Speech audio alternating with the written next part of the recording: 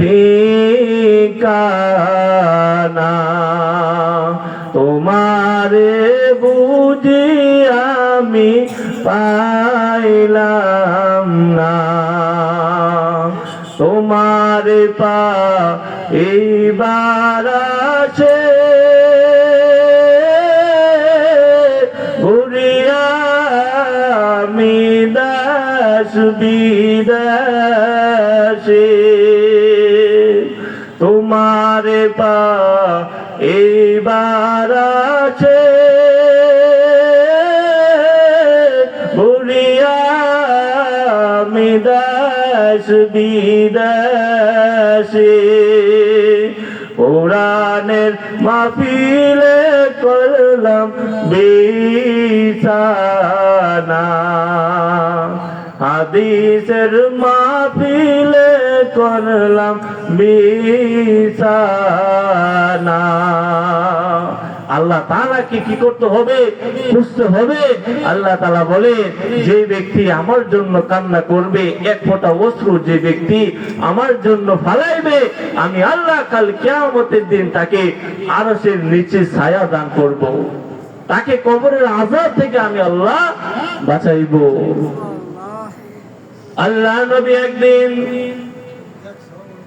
ঘরের মধ্যে দরজা বন্ধ করিয়া অনেক কান্নাকাটি করে, কোন সাহাবীর সাথে কথা বলে না, শুধু কান্নাকাটি করে। নামাজের যখন সময় হয় আল্লাহ নবী মসজিদে যায়, মসজিদে গিয়া নামাজ পড়ে, কোন সাহাবীর সাথে কথা বলে না। নামাজ শেষ হওয়ার পর আবার ঘরের মধ্যে আসিয়া কান্নাকাটি করে। এরকম ভাবে 1-2 দিন যাওয়ার পর সাহাবীরা লক্ষ্য করলো যে নবী যদি আমাদের সাথে কথা বলে না, ঘরের মধ্যে দরজা লাগাইয়া কান্নাকাটি করে।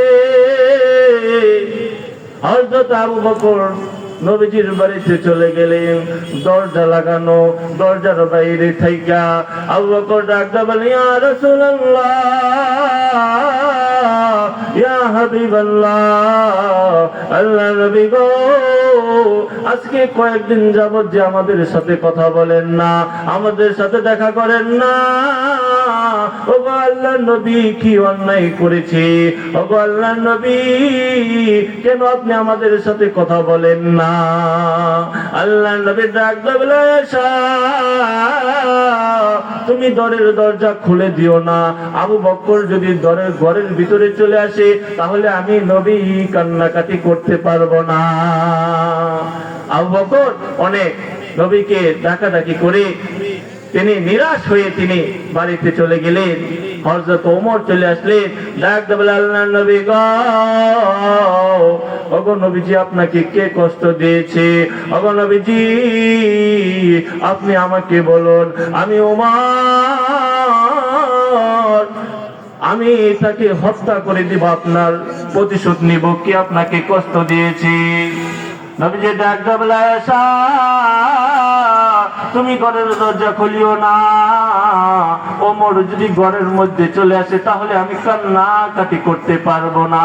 এরকম ভাবে একের পর এক সাহাবী, হযরত আলী, হযরত ওসমান, সকল সাহাবী নবীজিকে ডাকে, কিন্তু নবীজি কোনো সাড়া দেয় না, নবীজি কোনো সাহাবীর সাথে কথা বলে না। তখন আল্লাহর নবীর এই কান্নাকাটি দেখে সকল সাহাবী চলে গেলেন হযরত ফাতেমা রাদিয়াল্লাহু আনহার বাড়িতে।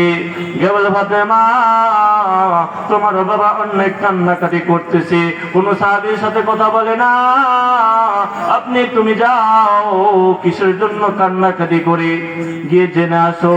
ফাতেমা যখন বাড়ির সামনে আসলো তখন বাবাকে ডাক দিল, বাবা, ও বাবা, ঘরের দরজা খুলো, কিসের জন্য কান্না করো, আমাকে বলো।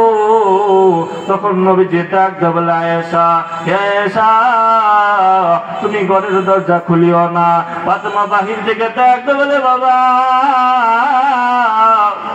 আমি কিন্তু অন্য সাহাবীর মতো না। অন্য সাহাবী নিরাশ হইয়া বাড়িতে চলে গেছে, কিন্তু আমার ফাতেমা, আমার মৃত্যু হয়ে যাবে, তারপরও আমি এখান থেকে 1 ইঞ্চি লড়বো না। তখন নবীজি বলে যে, হে হে আয়েশা, তুমি কি করো? ঘরের দরজা খুলে দাও, ফাতেমাকে বলো ঘরের মধ্যে আসার জন্য। তখন ফাতেমা ঘরের মধ্যে গিয়ে দেখে যে নবীজি কান্না করতে করতে চোখ একেবারে গর্তের ভিতরে ঢুকে গেছে, এত পরিমাণ কান্নাকাটি করতেছে। ফাতেমা ডাকতে বলে, বাবা কিসের জন্য এত কান্নাকাটি করে? ও বাবা, এত কিসের জন্য কান্নাকাটি করে?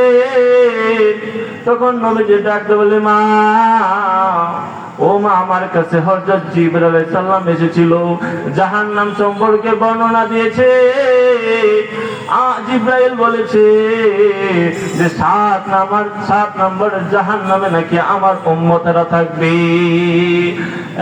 মা, আমার উম্মত জাহান্নামে থাকবে, আমি কিভাবে ভালো থাকবো? আমি কিভাবে সহ্য করব যে আমার উম্মত নাকি জাহান্নামের আগুনে জ্বলবে? আমি কিভাবে সহ্য করব? তখন আল্লাহ নবী এরকম ভাবে কান্নাকাটি উম্মতের জন্য তিনি কান্নাকাটি করছেন। সারা জীবন তিনি যতদিন পর্যন্ত তিনি জীবিত ছিলেন ততদিন পর্যন্ত তিনি শুধু উম্মতের জন্য কান্নাকাটি করছেন।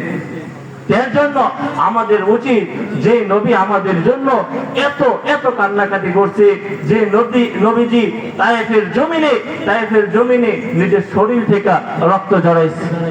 তায়েফে যখন এই মানুষদেরকে দাওয়াত দিতে গেলেন, তখন তায়েফের যেই বাচ্চারা, ছোট ছোট বাচ্চারা, তারা নবীজিকে পাথর নিক্ষেপ করেছে, তারা নবীজিকে পাগল বলেছে। পাথরের আঘাতে নবীজি অজ্ঞান হয়ে যায়, নবীজি দাঁড়িয়ে থাকতে পারে না। তারপরও তায়েফের লোকেরা নবীজিকে আঘাত করতে করতে শরীর থেকে রক্ত বের হয়ে যায়। নবীজির পা জুতা মুবারক রক্তে লাল হয়ে যায়। নবীজি আর দাঁড়িয়ে থাকতে পারে না, নবীজি অজ্ঞান হয়ে জমিনের মধ্যে পড়ে যায়। আল্লাহ তাআলা বলেন, জিবরাইল যাও, আমার বন্ধুকে যারা কষ্ট দিতেছে আমার বন্ধুর কাছে গিয়ে বলো তাদের শাস্তি চায় কিনা। জিবরাইল ডাকতে বলে, ইয়া রাসূলুল্লাহ, ইয়া হাবিবাল্লাহ, আপনাকে যারা কষ্ট দিয়েছে আপনি যদি অনুমতি দেন তাহলে 2 পাহাড়ের মাঝে রেখে তাদেরকে ধ্বংস করে দিব। আল্লাহ নবী বলে, না, আমার এই উম্মত বুঝে না, আমার এই উম্মতদেরকে আমি ক্ষমা করে দিলাম। তাদেরকে সুযোগ দেওয়া হোক, তাদেরকে যদি ধ্বংস করে দেওয়া হয় তাহলে আমি দ্বীনের দাওয়াত নিয়ে কাদের কাছে যাব? তো এই আমাদের নবী তিনি কষ্ট করে দ্বীন প্রচার করে গেছেন বিদায় আজকে আমরা মুসলমান, আমাদের ঈমানি সম্পদ আমরা গ্রহণ করতে পারছি। তো যেই কথাটা বলতেছিলাম, আমরা কি করতে হবে? জাহান্নামকে ভয় করতে হবে, আল্লাহকে ভয় করতে হবে, কবরকে ভয় করতে হবে, নবীকে ভালোবাসতে হবে। তাহলে কি হবে? আমরা সফল মুমিন হব, সফল মুসলমান হব। তো যেইটুকু কথা বললাম ওইটুকু কথার উপর যেন আমরা আমল করতে পারি। ওয়া আখিরু দাওয়ানা আলহামদুলিল্লাহি রাব্বিল আলামিন।